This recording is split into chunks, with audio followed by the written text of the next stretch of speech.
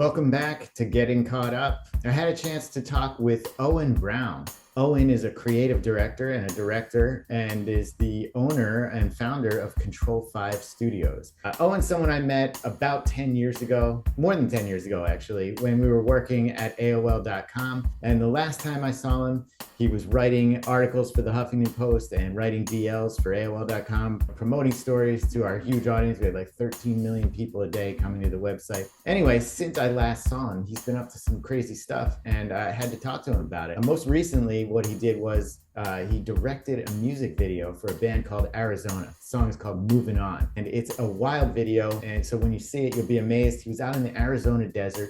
He hired a land artist to come in and actually do one of the biggest pieces of land art in Arizona state history, and maybe one of the biggest pieces of temporary land art ever done. And then the video itself is quite a production. It's got drones flying around. They did, at night shots with like a laser light show going on.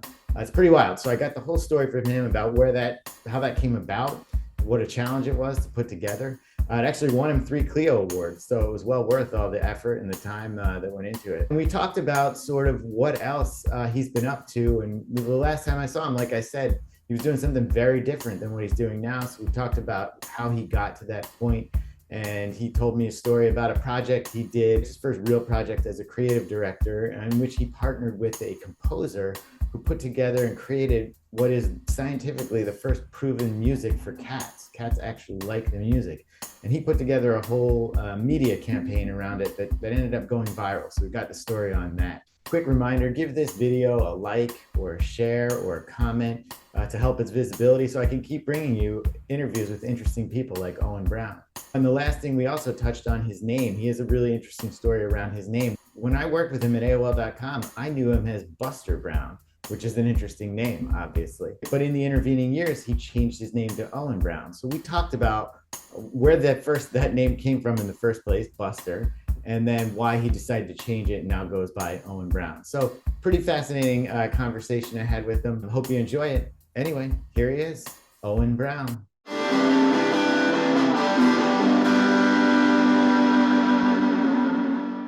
So welcome to the podcast, Buster. So good to see you here. Yeah.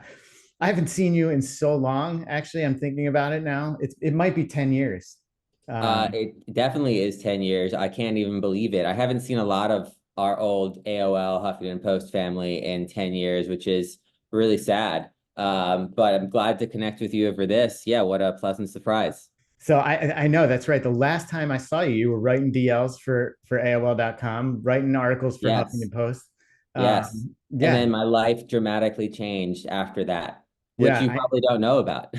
So I don't know about it. I mean, I see a little bit on social media, but that's what I was intrigued to talk to you because here you are, Yeah. you're out there in the desert doing these crazy Yeah. music videos. You got I've seen you doing some other stuff. You're actually winning awards. We'll talk about all that.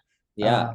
But just a far cry from where we were, like I said, 10 years ago in the AOL HuffPost newsroom, No, which yeah. was I kind mean, of wild times, actually. basically, to get you caught up, what happened is I felt like I had worked so hard up to that point. I had worked for people like Barack Obama. I had, done really well in undergrad and grad school. I got into Columbia Journalism School. And I was just working as hard as I could up until that point. When I was working with you, I don't know if I told you this or how honest I was about it, but I was working 2 jobs basically at the same time. I was starting American Juice Company during the day, and I was working the night shift with you. So I've always been just a very dedicated, work-focused person. And so I was just devastated when all of us got laid off from that experience. And then simultaneously, all of my friends that went to Columbia Journalism School with me, so, Columbia is one of the best schools for journalism there is. Everyone that goes there is really killing it. And so I just felt like when I was in that position, so I had worked so hard, achieved so much, and then had 0 job stability whatsoever. That was just a really difficult time for me. And after that period, I started applying to jobs, and I couldn't find anything that no one wanted to talk to me. No one wanted to hire me. It was pretty dark, and I just couldn't believe it. And it really threw me into like an existential crisis where I wasn't sure if I wanted to stay in journalism or not. It was really tough. I was like, 23, and I feel like I was going through like a midlife crisis. Yeah, geez, that's an But early life crisis, actually. yeah, but it was like 8 months where I didn't have a job and I was just applying for journalism and jobs for like the first 4 months, and everyone around me kind of told me, you should apply for other jobs. You should just see what happens. And I was like, you know what? I'm gonna listen to my mom and I'm gonna start applying for jobs in other industries and just see what happens.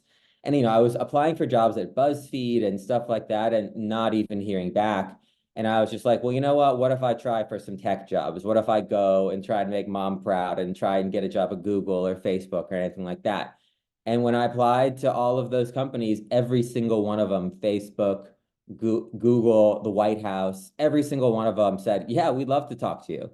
And so that really just got into my head. And I thought, okay, wow, maybe right now is just not the right time for me to be in journalism. And so I should start thinking about what I want to do next. Um, and that took me into creative agencies. So I was interviewing at the White House, Anomaly, which is a big creative agency, and a few other places, and Google. And that was like 8 months after I'd left you. That was the situation I was in, trying to decide what I was going to do at this crossroads. And I decided that I wanted to go into the world of creative agencies and try and become a creative director. And so Anomaly at the time was one of the best creative agencies. They're still one of the best creative agencies out there. They work with brands as big as Budweiser, Converse, etc. At least when I was there, those were some of the big brands that were on the roster.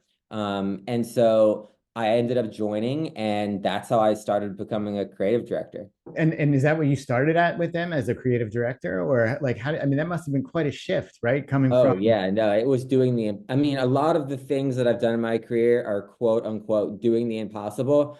I say doing the impossible a lot because it's not what I say, it's what people say to me constantly. yeah, Like that's impossible. You shouldn't really be trying that. Yeah, it's not possible to get a job at one of the biggest creative agencies without a portfolio. yeah, You go to portfolio school to do that. So I had to just find a way to get in there and do everything I could to get that job. And it meant taking like a job that was a being in the creative department, but more focused on social media.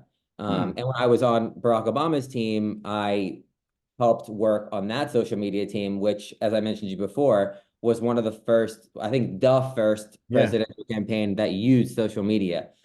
So I had that experience, and I had a bunch of writing clips that I had done working with you and elsewhere at Huffington Post and Vice and New York Magazine and a bunch of places. So I kind of used that, leveraged all of that work in order to get my foot in the door there. And then once I got in, it was just like a full court press trying to get a promotion to be a copywriter. And that's where every wow, creative director starts. You either start as a copywriter or as an art director. And then within a few promotions, you get to be a creative director, but you have to get on that path. yeah, And so it took me about 6 months to get that promotion, to get on that path. And then after that, it was like, okay, I'm in the industry. Now I have like this job title at this amazing creative agency. I can leverage this to get into other creative agencies as I go. yeah. That's wild. So let's back up 1 second here, though. Sure.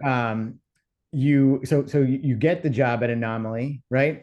Are you Yeah. missing journalism? Are you missing? I don't even know if you even liked what we were doing Oh back man, at no, I was AOL.com. dedicated. It was a Yeah, calling. I mean, I went straight into Columbia Journalism School right after undergrad. I yeah. started writing journalism when I was 16. I had like my first front page article in my local paper at like, Oh, I don't know, wow. like 18. Yeah. I just had a lot of success in it really early at a local level in Charleston, South Carolina, where I'm from. And I just felt really committed to it. I'd always kind of looked up to journalists of the past, Hunter Thompson. There's a lot Hmm. of people that I thought were really incredible and I admired. And I knew I wanted to do it from a really young age. And I started applying myself as soon as I could. I went right from working for Barack Obama to working to my hometown paper. And then shortly after that, got an internship at Vanity Fair and, was doing everything I could in this space because I was so committed to it. I fully thought I was going to be a journalist for my entire life. I fully thought my path was write articles by day, start writing a book at some point Yeah. in my career, get a book deal. And that was how I would make a living. And I think it was really tough for me for like right after I left for that 8 months. I mean, it was like fully like being in an existential crisis. I haven't been in that place since where I was just so conflicted about what I wanted to do. Yeah. Um, I think I stayed in that place until I started my company, until I kind of realized, okay, how do I get from being a creative director at a normal creative agency and take that and to do something that I really feel passionate about?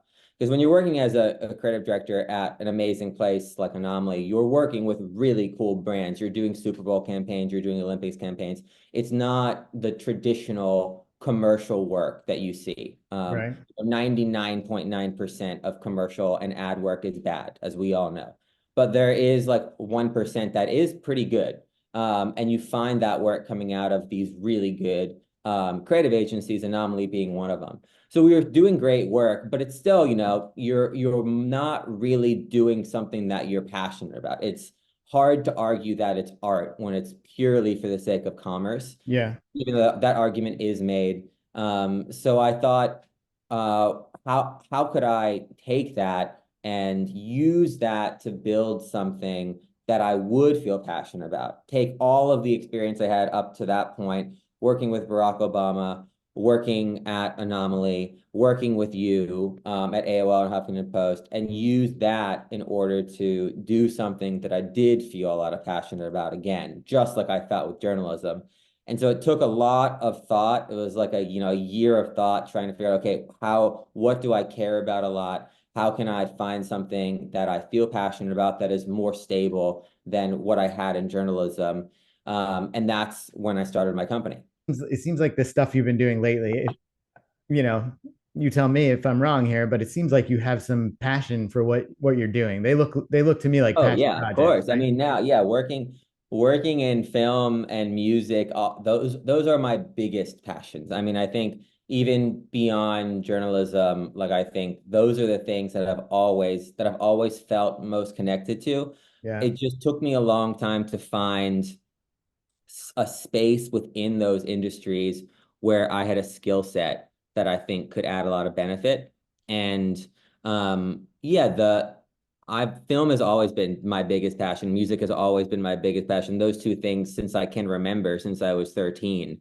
Anyone who knows me, I'm sure we even spoke about this back in the day. I've Yeah. always been so passionate about music. I've always gone to a concert a week for as long as I can remember.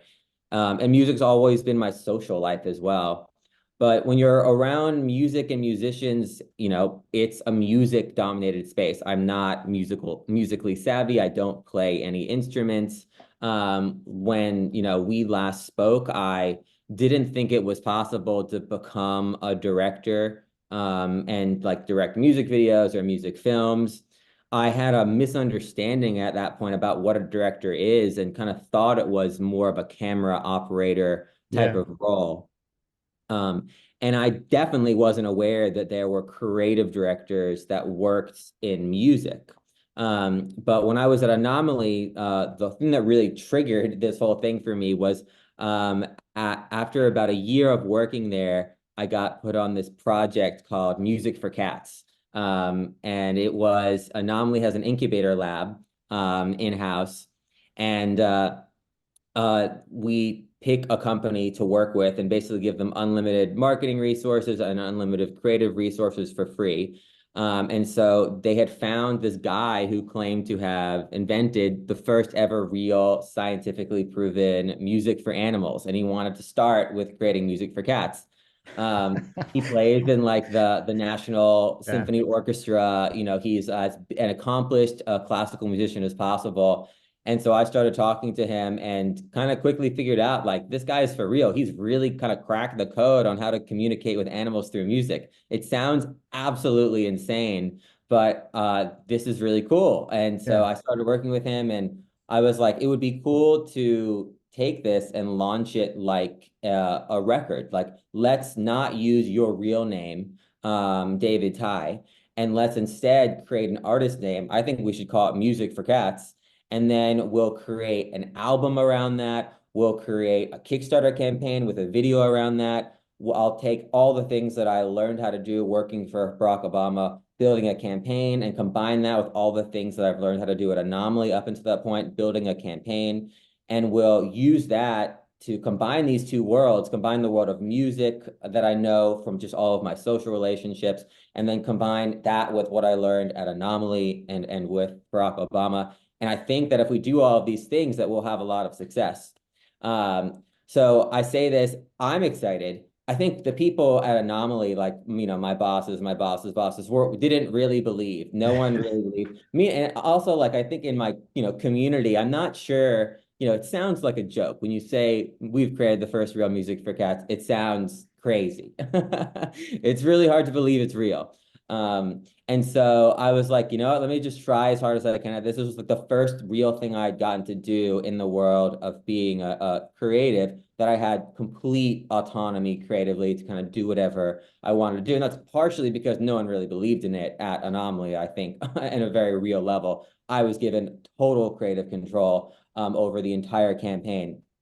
And what I did was I was like, let me not just think about the huge piece of hero content, which is like the Kickstarter video. Let's make that amazing. And then let's also create a campaign around it. Let's build a world around that. And then within that world, there should be all sorts of strategic pieces in place there to push it forward.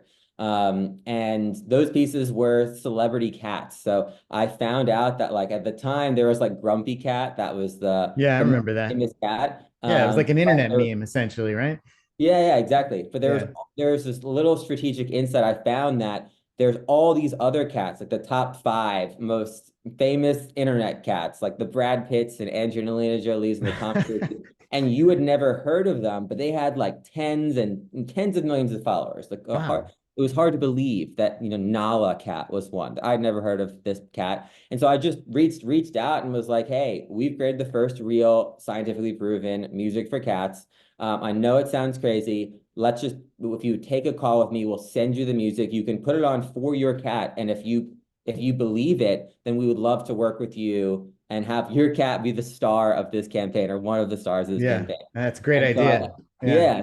so I cast like 5 famous cats, and then worked with like their owners to film them and their cats listening to music for the first time, and captured like these genuine reactions of my cats Yeah. listening to music. And And how did the cats react? Did they like the music or what? oh yeah, I mean, it was, scientifically speaking, it's like a 70%. So it's a double-blind, peer-reviewed study. Really? It's Wow. like how So he you wasn't like BSing about the science part. no, there's like 1 or 2 like scientific double-blind peer-reviewed studies that happened, and cats appreciated the music by 70%. You only need like 51%, I think, to pass Right. scientifically to prove that this actually works. So getting 70% is a pretty high That's like number. an act of Congress, Buster. That's Yeah, like above yeah. 2/3. Like, Right. And then Yeah. anecdotally, it seemed like from my experience, like working with these cats, it was like 85% of cats seem to have a real reaction. Not like you can't tell. Like the most extreme reactions were cats would wrap their bodies around a Bluetooth speaker, which we actually captured a Well, video oh of. my God. Wow. But That's they would powerful. just sit directly in front of a Bluetooth speaker, and just listen and purr, like Hmm. calmly. And how And long was like a song? How long did a it's song? all on Spotify still. Oh, So you can still listen to it. Yeah, I don't know if it's possible. We could put a little yeah. excerpt in the podcast here so people can Yeah. hear. Yeah, we'll do Uh, that. This is Music for Cats. For the first time, the world can hear music composed for animals that's verified by science. You're listening to it right now. How is this possible? By understanding and playing sounds that cats respond to, we elicit feline feelings. Most of our sense of music comes from the womb. We form an understanding of rhythm from our mother's pulse. But cats establish theirs after birth through the sounds around them, like birds chirping, or suckling for milk, or their mother's purr. Drums evoke heartbeats in our songs. Cats prefer to bump to a different beat.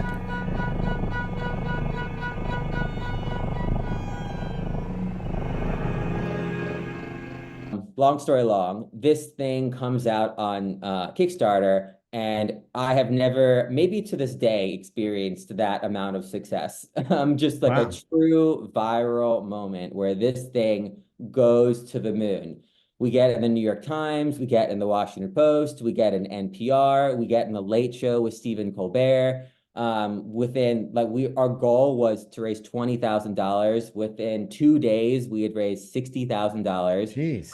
By the end of 1 month, we had raised like over $200,000. And Wow. I mean, it's hard to believe the amount of press that we got from the project. And we went viral on social media with the help of all of those celebrity cats. It Now, was, I mean, Stephen Colbert literally mentions us in his opening monologue. It's like, that yeah, just that's happened great. organically. It's like, That was oh, organic. Yeah, yeah, yeah, no one helped. It was just happened. I couldn't yeah. even believe that. And so while this is happening, I'm talking to all of my friends in music, and everyone kind of sees like this extreme stuff. Like I'm, doing interviews with the New York Times and the Washington Post and all of these things. And people are like, oh my God, this is freaking crazy. Yeah.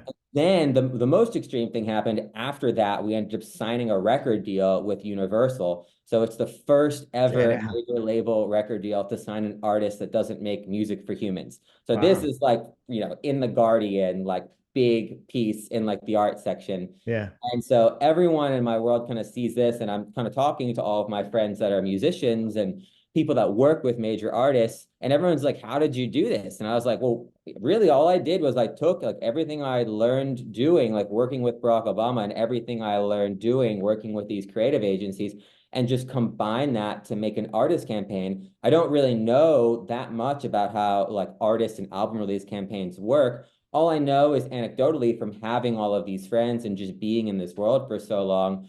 And I just kind of took a stab at figuring out what I think this should do for artists. And in this case, it was a very unusual artist, but I think that you could take this and apply this to any artist campaign. Sure. Yeah. And everyone started to say, like, well, what does that mean? Like taking your experience working with Anomaly and Barack Obama, like what, and applying that to a music campaign, like, can you explain what that means in simple terms? And I was like, well, basically, all we're doing is we're coming up with a consistent brand, a consistent visual identity, and a consistent story that we're telling over a long period of time, 6 months to a year. And we're creating content within that world. And with every piece of content that we create and release, we're trying to amplify that message and bring it to a bigger audience in more and more powerful ways.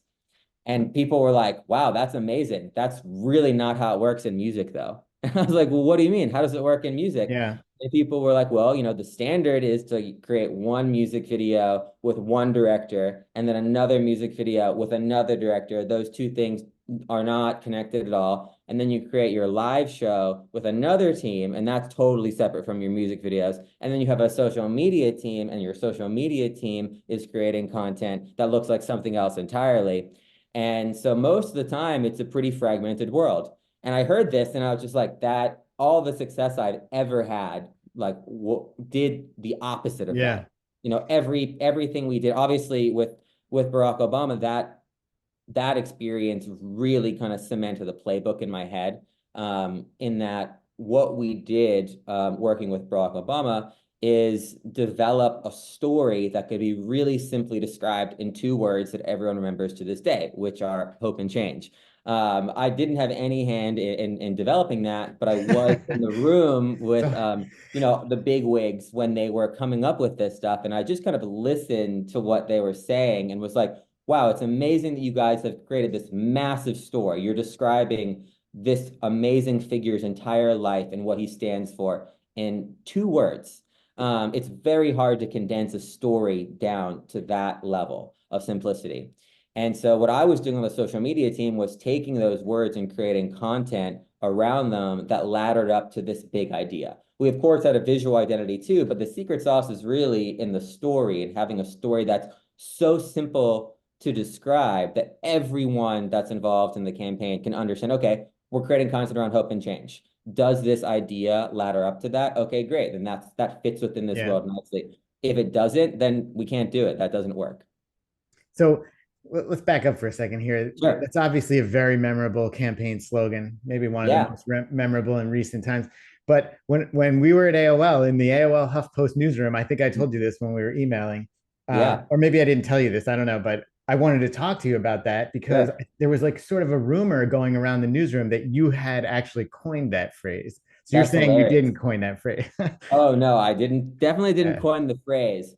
You That's know who? crazy that what's crazy is that I talk about this almost every day now, especially when I'm talking to artists, because it's hard to convince artists that doing something so simply is the right way, is the right approach. And so when I say, think about Barack Obama and think about that campaign and think about that moment in time and how impactful all of that content was and how impactful he was as a person. All of it involves this story that can be simplified within those 2 words. And so if we can do that for musicians, okay, working with musicians and say, okay, what is like the 1 or 2 words, or if that's too hard, like what's one sentence? But we always have to get it down to Yeah. one sentence that describes who an artist wants to be over the course of an album release campaign. And so the Barack Obama reference is a great one, I think, just in history, because everyone can understand the Sure. power of Sure. that Yeah. simplicity. What's amazing though is what you're telling me is that I've apparently been talking about this since, all the way back then. Because there were large I don't parts of even my know life that it where I was you didn't even though. mention Barack Obama at all. And Yeah, I so, don't know that it was you. I think there was just sort of like I don't want to throw anyone under the bus for like perpetrating that if it wasn't, but our former boss Neil Katz. I'll just say his name. oh I yeah, love Neil. I'm yeah, sure he's I the don't one who know. hired me. I love Neil too. Yeah, yeah, I love Neil. I don't want to say he said those words because we're talking Mm, about a decade ago or more, but yeah, I feel like he said something to that effect. Like maybe he said, "Oh, he worked on the campaign and was did all that hope and change stuff." Maybe he said something like that, and it went from yeah, there. yeah, But and yeah, from there, well done. I feel like that was the word, sort of like around the newsroom. And you remember there was a packed newsroom. There's a ton of people there, Yeah. and there were Well, I people were mean, like, because you were what's new, and people were like, "That's the guy that wrote that came up with that slogan," and everyone was That's like, "Oh, amazing. cool." Wow. I wish that was true. It's definitely Yeah. not. But what's amazing is that apparently I've always been really inspired by that story. Even before I had any way to use it in my professional career. When I was saying that to you, there was no direct way for me to use that Yeah. ability to write headlines for news articles. It was just kind of a cool thing that I was inspired by at the time. But now it really is like that is what I do with artists. It's like, okay, working with major musicians, the first thing we do, and this is the thing that makes what I do with musicians totally different from what everyone else is doing with musicians, is working with them to find who they are and what they want to do over the next 8 to 12 months as they're releasing a record, Yeah. and figuring out within that how we can simplify their story to the smallest possible extent. Yeah. So it sounds like you're sort of distilling their essence down into, like you said, a one sentence thing that's really Yeah, simple for people to like latch on right. to and easily memorable. That's Yeah, interesting. All right. One more thing about AOL. It's just occurring sure. to me. And because I'm sitting here looking at your Zoom thing and it says Owen Brown. And Yeah. back when last time I saw you, I called you Buster. No, And yeah, I no, called I'm you happy to talk Buster. about this. Yeah, no, Yeah. I mean it's a huge part of my life that has created chaos for, my social circles more than anything. But yeah, no, I mean that when I was talking earlier about an existential crisis, a big question within that was my name, was trying to figure out what name that I should go by. So let And me so I'm ask you glad this you though. brought that up. Where did Buster Brown come from? Because like Yeah, I'm a little older than you, but when I hear the sure. word Buster Brown, I'm like, those are shoes. Like I got Buster Yeah. Brown shoes when I was a little kid, you know? No, for sure. I am happy to tell you that whole story. It's Yeah. not very long, but it's a good one. Yeah. My real name is Robert Owen Brown III. And so when my family was trying to come up with a name for me, my mom's side of the family and my dad's side of the family came together to have that discussion.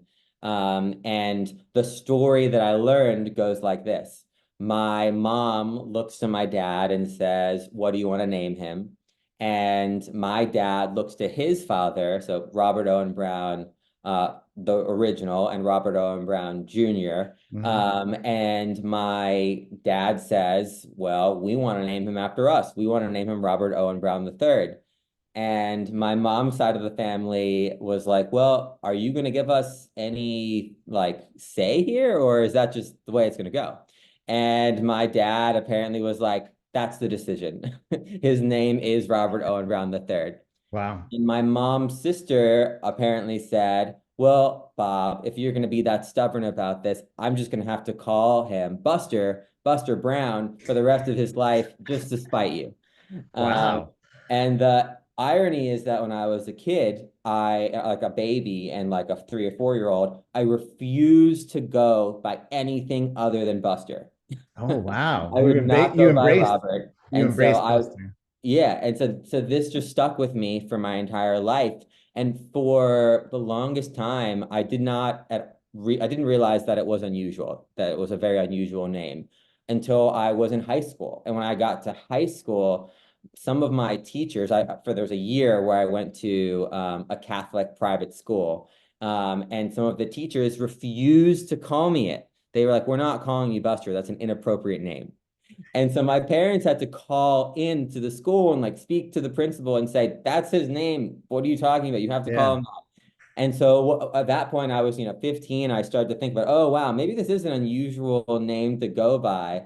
And I always knew it was unusual. I've always loved the name. But once, social media became like, the way of the world and your name online became so important. At first, I thought, okay, this is a benefit to me because I can use this as a journalist, and having a name like Buster Brown as a journalist Yeah. byline seems like it would make sense. And then as I started thinking about what I was going to do after AOL, and I started to think maybe I don't want to be a journalist, and maybe I want to go work for creative agencies working for these big brands like Budweiser and Google and all of these things. Maybe a name like that could actually hurt me more than help me. That might be a distraction. That might be the thing that's brought up at the start of every meeting, as opposed to Yeah. talking about the work that needs to be done.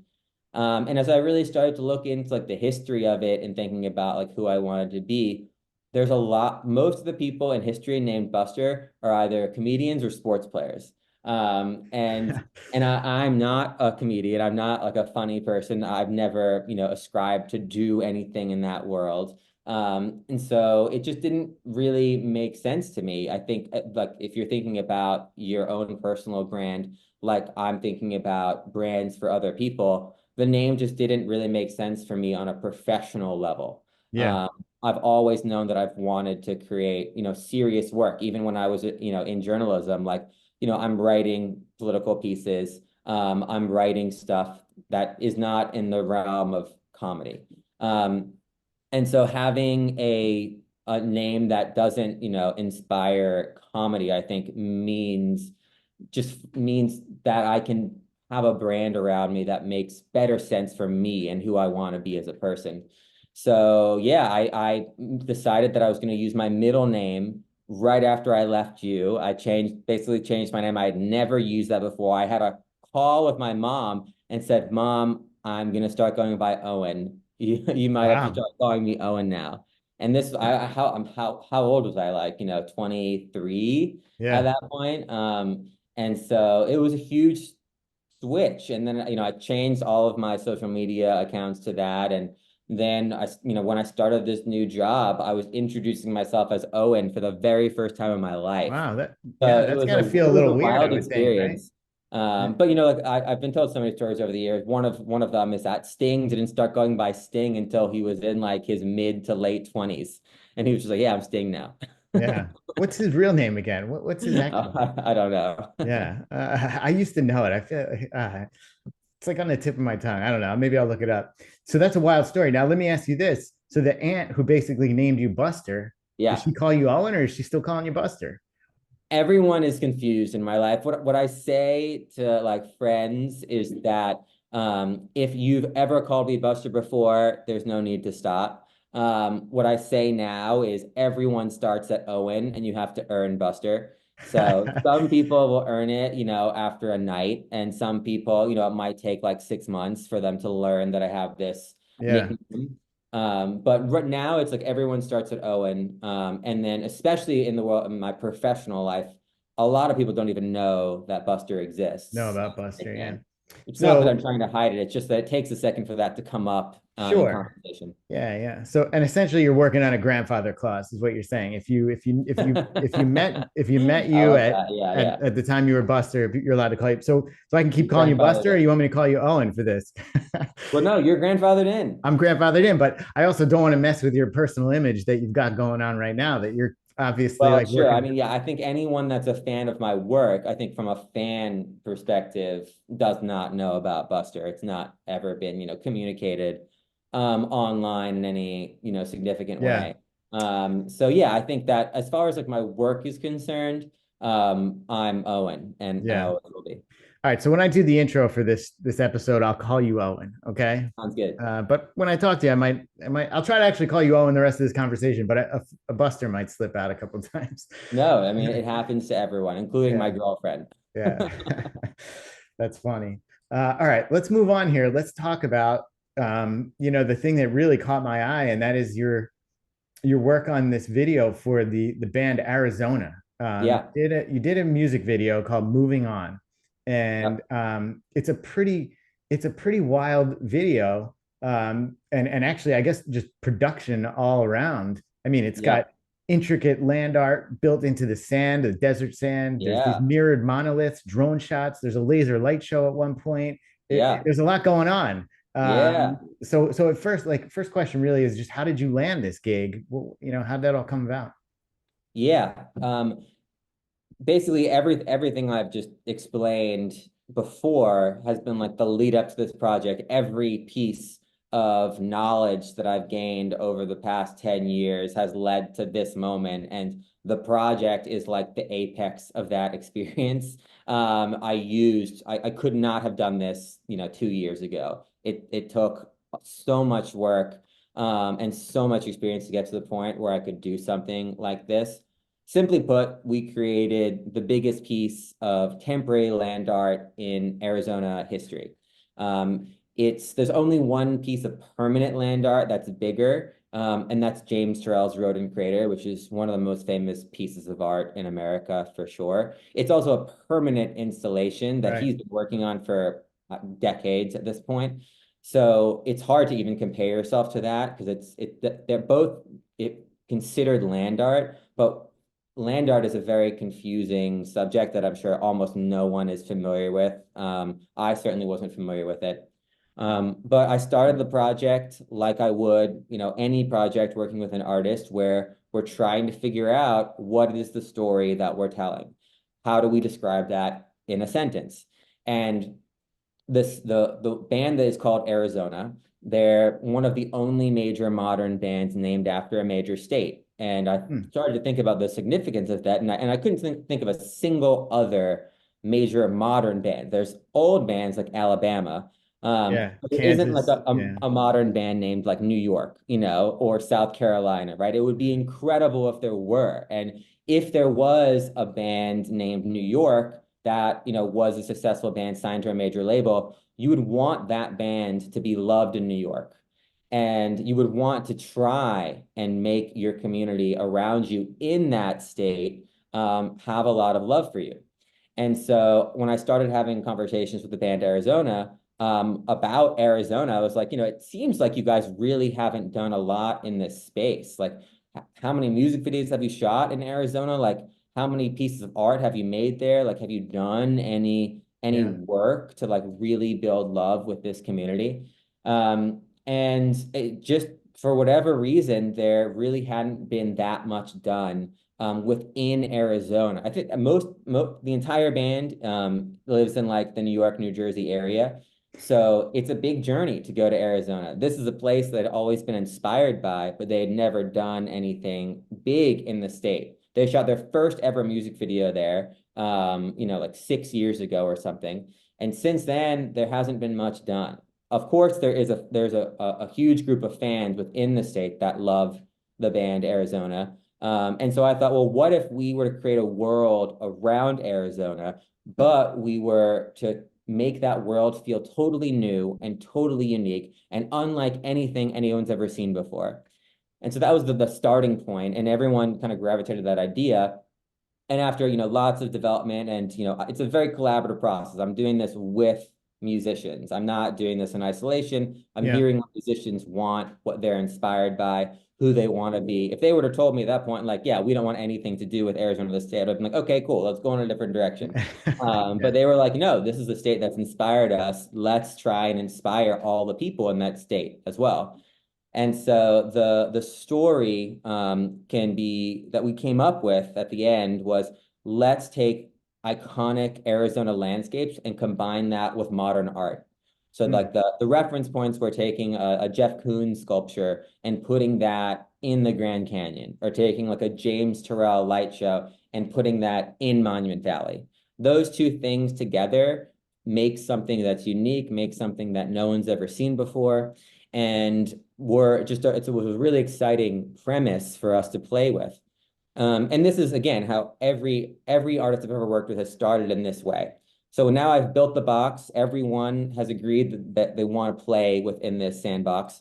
So how do I come up with an idea for a music video that's going to be the band's Super Bowl campaign, that's going to be their Olympic spot, that's going to be what everyone is excited about? And so I have, this kind of world, and I'm brainstorming and Google searching, and I type in like, I'm literally Google searching, and I type in like landscape art and then land art. And I just like, because those things just occur to you.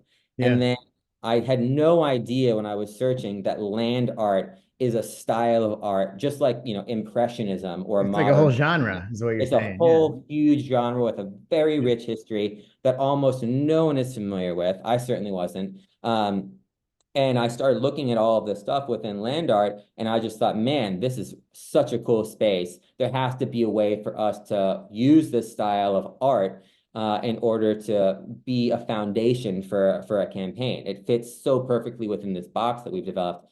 And so the next step was trying to find, okay, what artists could I work with within this genre, within this field, that could make something special? And so I started thinking about what idea would make sense for the band. And over the course of developing this creative world, we first developed the story, and the story that we're telling is at that intersection I described. But then we also work on visual motifs and visual symbols that we think can tie everything together. And a big visual symbol that we had developed was using triangles to connect all of the art across everything from your music videos to your social media and everything else. And triangles make sense for the band Arizona because it's an A, Arizona, what looks like a triangle. There's 3 members of the band Arizona, 3 points of a triangle. Triangles look like rock formations that you see in Arizona. There was lots of ways that this made sense. And so I just started like kind of sketching things out that you could do with land art, and just thought, wow, if we could do something really simple with land art and triangles and have a performance in the center, it would be spectacular. And so I literally Googled best land artists on earth, found some list somewhere, and looked at all of them, trying to find someone that could do something simple with triangles.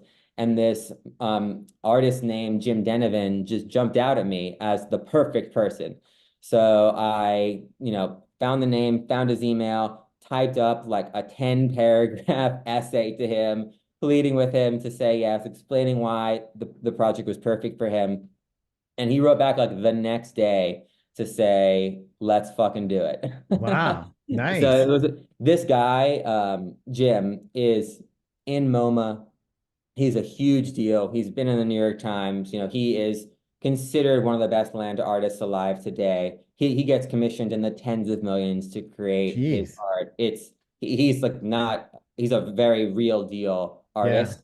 And you can see by looking at his art that it doesn't look cheap. Oh my God, no. Yeah. So I'd never heard of the guy, but the stuff he was doing is wild. I mean, it was like, I mean, you tell me, I don't know. It seemed like he was building pyramids out of the sand, like little mini pyramids or bigger pyramids that got smaller as it went to the Yeah. center. He does Yeah. all sorts of things. So it's all what I liked about his work was all very simple shapes. So it'll be circles or triangles or mounds.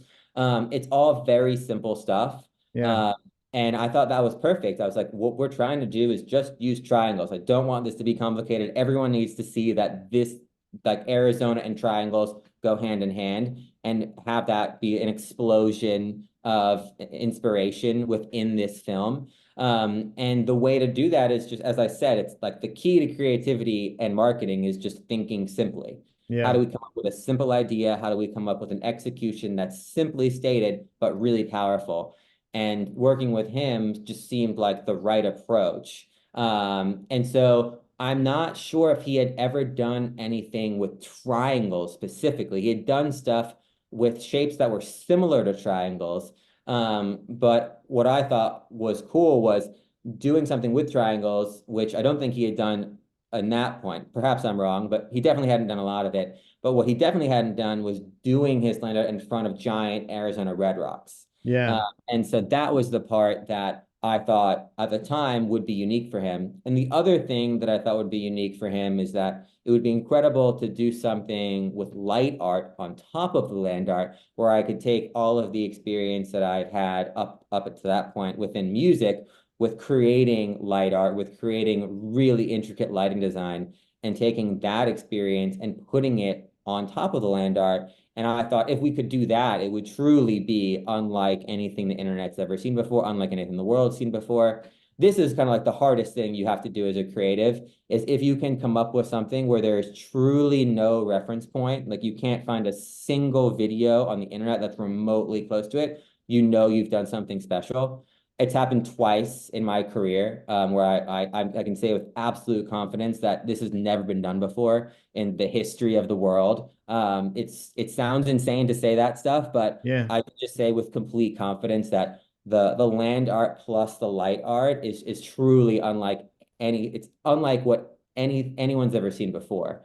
Um, and so it was a huge, massive endeavor to pull it off Oh my after that, God. after Jim had signed off on it. But that's how it all started. Yeah. I mean, you can tell that it's a huge project. Um, just the shots that you get, there's drones flying, like you're getting Yeah. these really like wide shots that are from very high up, I don't know. And Yeah. then, I mean, you've got like I said, then you have a whole night component to it where there's like this Yeah. laser show going on. And I'm curious what it was like out there for you. How long were you out there? And I mean, how was it to put all that together out Yeah, there? no, I mean, it was probably the coolest experience of my life, and it's definitely the most cultural experience of my life. So what happened is after I'd gotten the sign off on all those things, so like the overall idea, the music, the specific music video treatment, getting a major artist to come in, getting him to work at a rate that would be affordable and make the project able to happen. I thought those were going to be the hardest pieces, but it turns out the hardest piece was going to be finding the actual place to do this. And Location, yeah. so I set out on a 3-month journey to try and find a place to actually build this art, which we always knew was going to be massive. We didn't know exactly how big it was going to be. That was something we were talking about the entire time, but we knew we needed a very specific piece of land. And I had done something similar to this project with, an outdoor art focused installation with Bob Moses, where we had shot at an abandoned radio wave tower. And the way I did that was I found this incredible tower that was privately owned. And so it was just about renting from this person. It turns out in Arizona, 99.9% of the beautiful land, of the rock formations, of all of the nature and wonder you associated with Arizona is owned by the federal government. It's Yeah. owned by some organization within the federal government. I knew nothing about this when I was starting this project, but I quickly figured out this very hard lesson and had this very difficult realization that I was going to have to work with the federal government in some way, shape, or form to do everything that I had set out for. And so we started talking to the National Park Service and the Bureau of Land Management.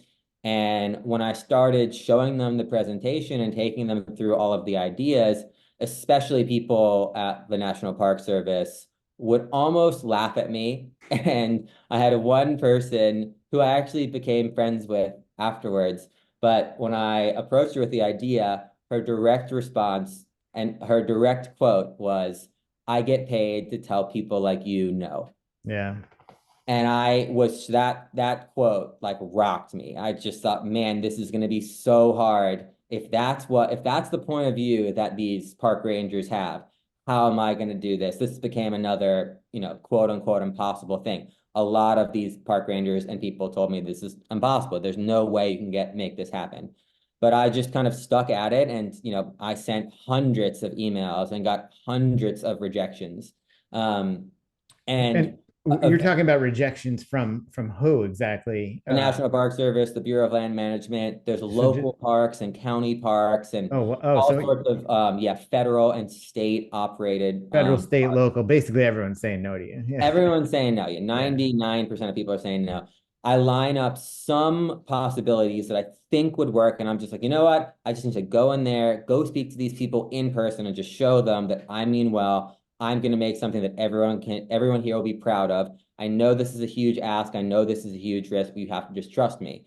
And so I thought if I go there in person and fly out there and try and use just my good nature and just show people that I mean well and I'm really trying to do something special here, that people will gravitate to that and that will give me the best chance of success.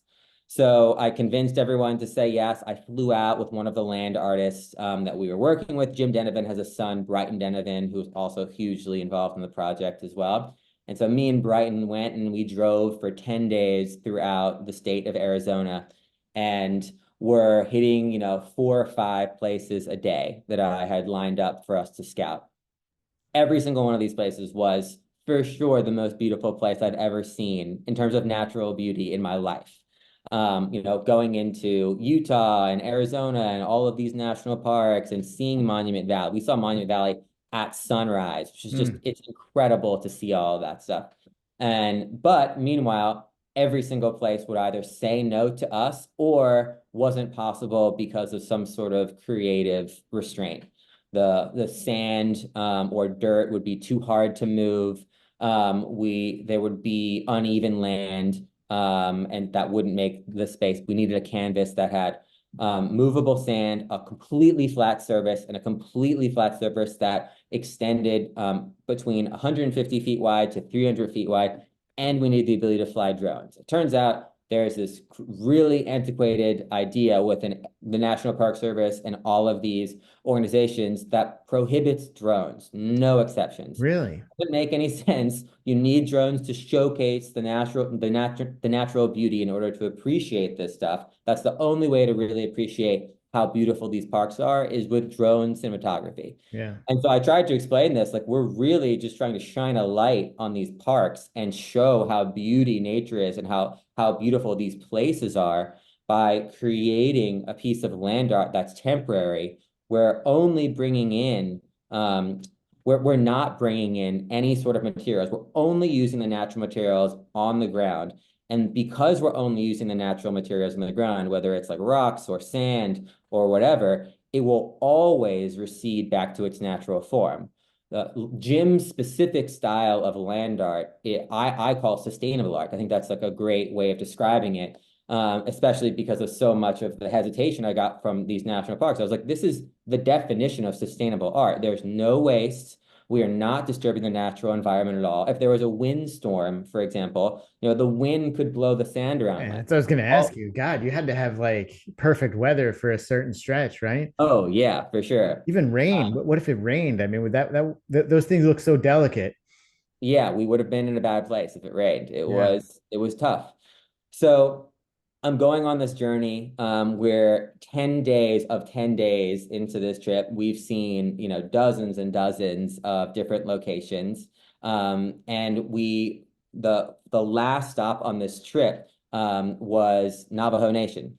And so I had never experienced Navajo Nation. I had never been to the place. I had never met a Navajo person before.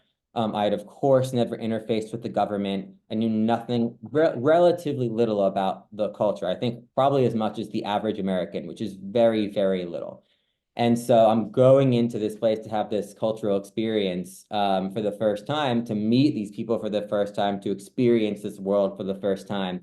Um, and so I went in there, met everyone. Everyone was incredibly gracious and lovely. So I'm interfacing with the Navajo Nation government and government employees who are in charge of giving out grants, giving out permits, figuring out who they want to have from the film community do things on their land.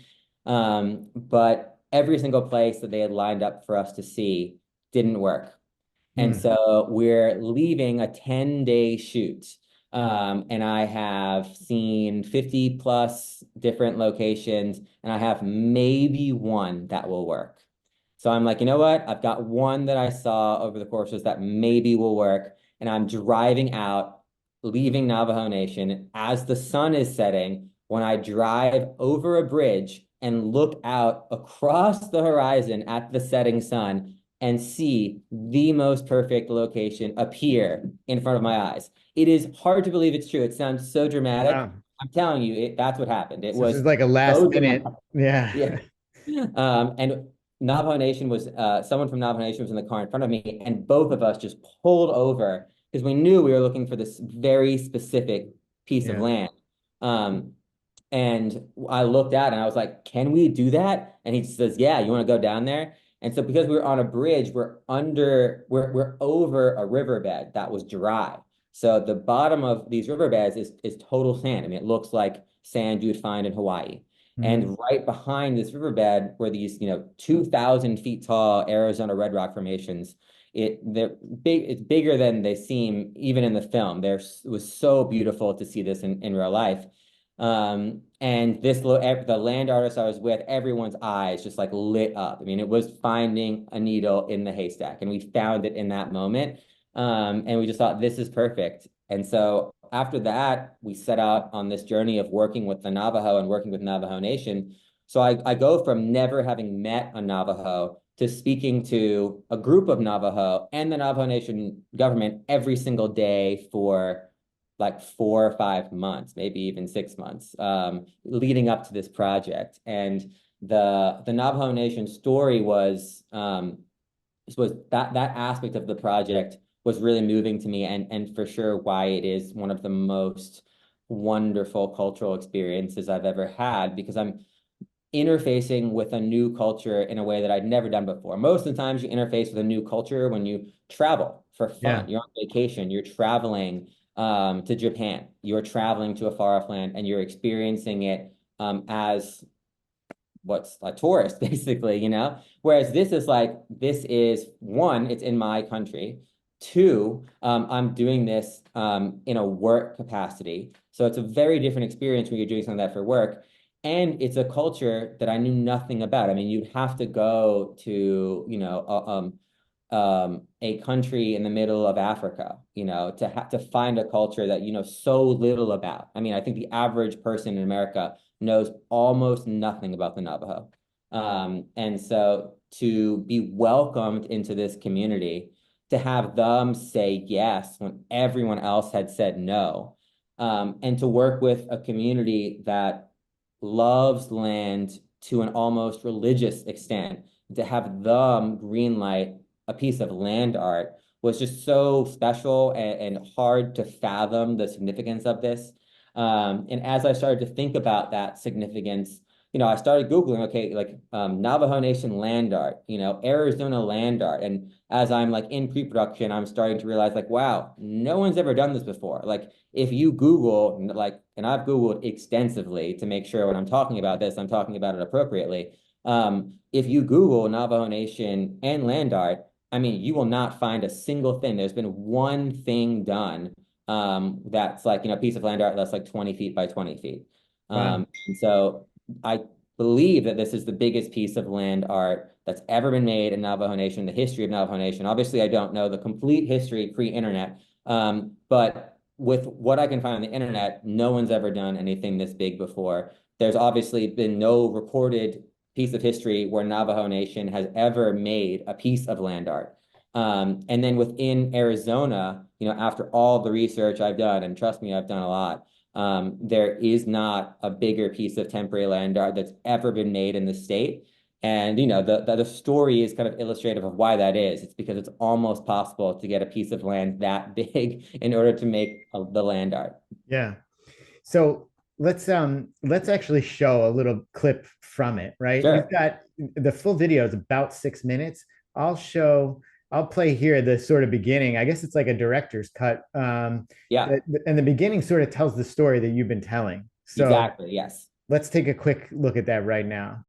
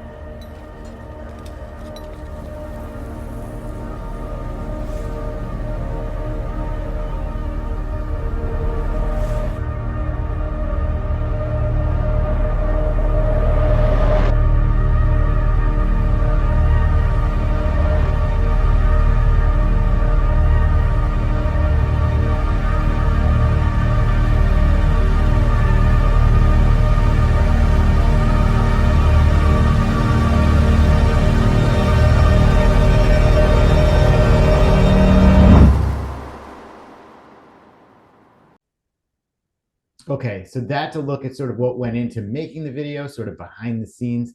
Now let's take a look at a clip from the video itself. Here we go.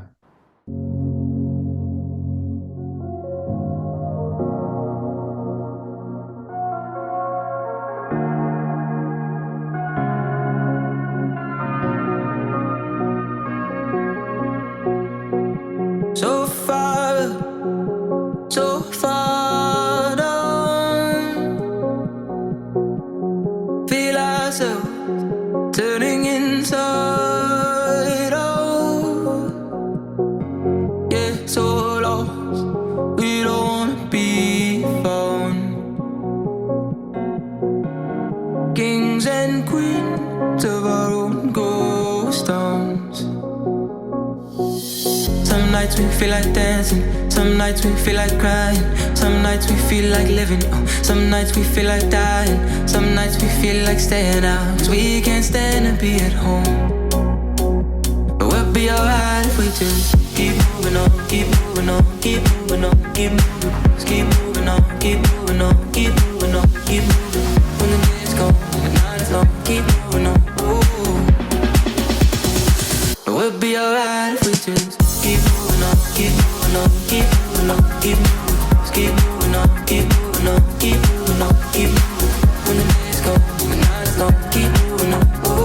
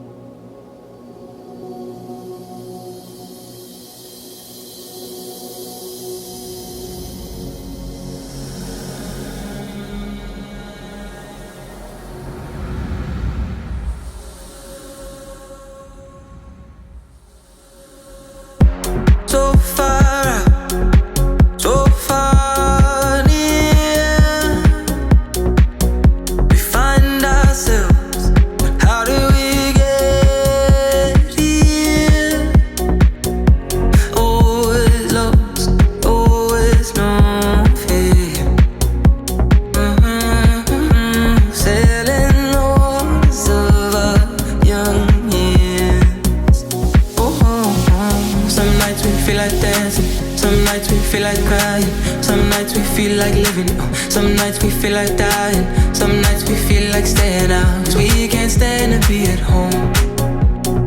But we'll be alright if we just keep moving on, keep moving on, keep moving on, keep moving on, just keep moving on, keep moving on, keep moving on, keep moving on. When the day's gone and the night is long, keep moving on. Ooh. But we'll be alright if we just keep moving on, keep moving on, keep moving on, keep moving on, just keep moving on, keep moving on, keep moving on, keep moving on. When the day's gone and the night is long, keep moving on. Ooh. We'll be alright if we just keep moving on, keep moving on, keep moving on, keep moving on, keep moving on, keep moving on, keep moving on, keep moving on. When the day's gone and the night's long, keep moving on.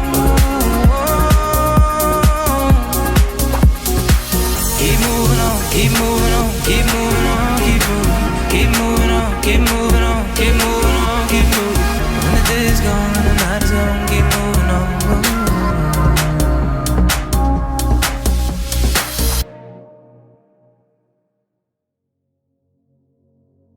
Fascinating, amazing work. And here's something else I want to ask you. We haven't talked about it yet, but it's the monoliths that appear there. Yeah. There's like these mirrored monoliths.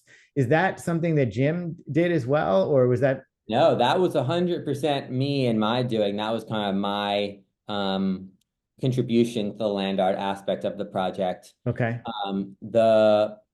I knew that I wanted to create more pieces of art within that world I described earlier in the conversation with you, that existed within that world of combining classic Arizona landscapes with modern art.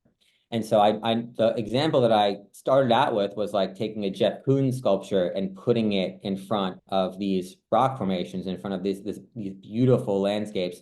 And so I thought, okay, obviously I can't work with Jeff Koons, but what if I were to just create my own art? What would that look like? And how would I do that working with this band? And so as I mentioned earlier, triangles were a symbol that we wanted to use across everything. So I was like, what if I made a 3D triangle? What would that look like?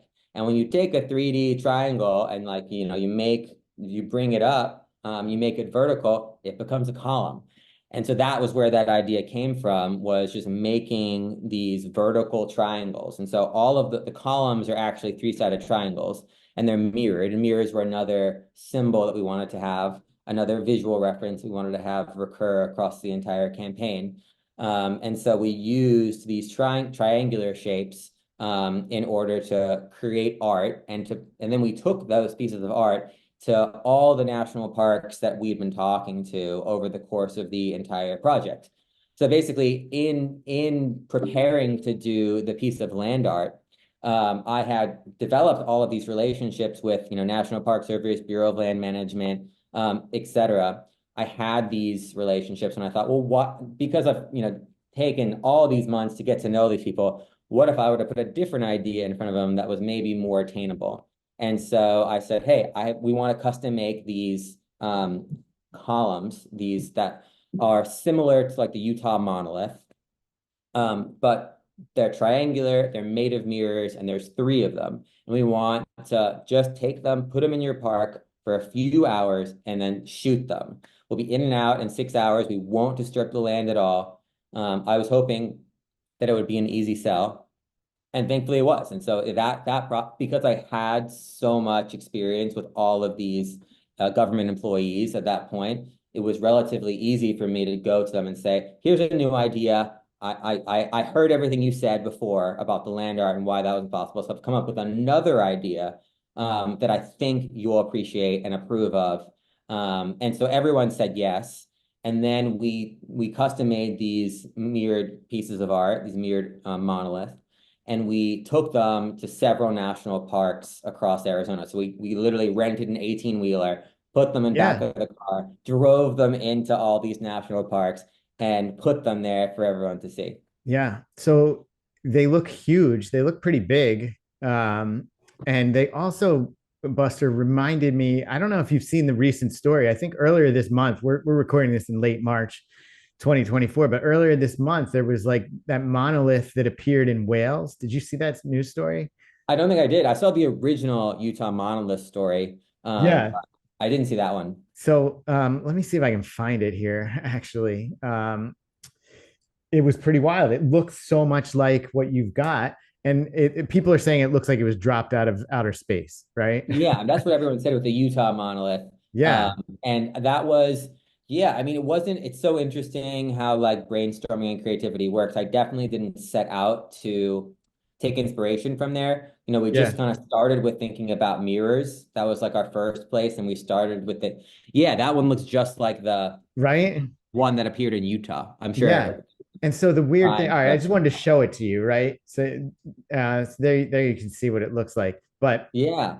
Yeah. So, but, I didn't start out, wanted to reference that. We started with triangles, thinking we wanted to do something with triangles. And then we sure, started thinking we wanted to do something with mirrors over the course of this like creative process and developing what the world was going to be. And then I was like, well, what if we combined mirrors and triangles? What would that look like? And then A plus B equals like, that equals the equals that Utah monolith. monolith. Yeah. And But then so then, oh, then it was like, this is the perfect place to play in because Utah and Arizona are in the same region. We could actually honor this art and honor this like new tradition within the art world within the region with these columns and these monoliths that have come into yeah, existence by doing something that's maybe cooler than what's been done before in that we are taking them to all these different locations. So the yeah, Utah monolith existed in that one location, was seen by a few people. There's only been a few photographs taken of it. The one in Wales, it's not, there aren't professional photographers going out there to see it. A lot right. of times these are in super remote locations. So we wanted to bring them into all these different locations with a photographer, take these photos and just kind of show the beauty of Arizona by putting a piece of modern art in Arizona nature, to show them this world in a new way. Yeah. So, but one thing I want to back up to get Yeah, those things in there, you had to yeah. bring them in on 18 wheelers, essentially on like a flatbed semi truck, right? And then they can only go so far. So we brought them in on 18 wheelers and then we had to walk them in. So they're like 10 feet tall and 3 feet And how wide. heavy are they? I mean, are they super They heavy? weren't very heavy. No. I mean, they weren't light, but they weren't, super heavy.